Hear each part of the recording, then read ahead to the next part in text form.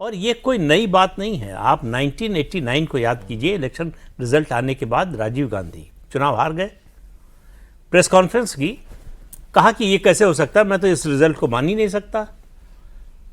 1984 में बीजेपी को 8% वोट मिले, 2 सीटें मिली। अब इनका वोट शेयर 12% हुआ और इनको 85-86 सीटें मिल गई। तो ये तो एडअप नहीं करता है। ये बिल्कुल, इसको मैं मानने को तैयार नहीं हूं।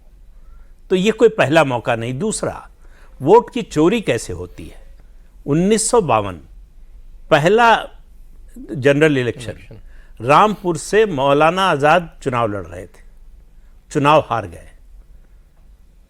वहां से जो विपक्ष के उम्मीदवार थे उनको लगभग 20,000 वोट से जीता हुआ घोषित कर दिया, डीएम जो रिटर्निंग ऑफिसर होता है उसने, और उनकी पार्टी के लोग जुलूस निकालने लगे।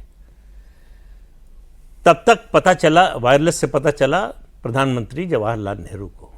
उन्होंने मुख्यमंत्री गोविंद वल्लभ पंत को फोन किया जी कि मौलाना को हारना नहीं चाहिए। तो उनका अब तो रिजल्ट डिक्लेयर हो चुका है। उनका मैं ये नहीं जानता, अगर वो नहीं जीतेंगे तो तुम मुख्यमंत्री नहीं रहोगे। ये उस समय के जो डायरेक्टर इंफॉर्मेशन थे, उन्होंने अपनी किताब लिखी, उसमें इसका जिक्र किया है। पंत जी ने उनसे कहा, टंडन जी थे, उनका पहला नाम याद नहीं आ रहा मुझे, उनसे कहा कि भाई आप डीएम से बात कीजिए और रिजल्ट बदलवाइए। तो उन्होंने कहा कैसे हो सकता है। डीएम को फोन किया, डीएम ने कहा कि हम रिजल्ट खुद घोषित कर चुके हैं।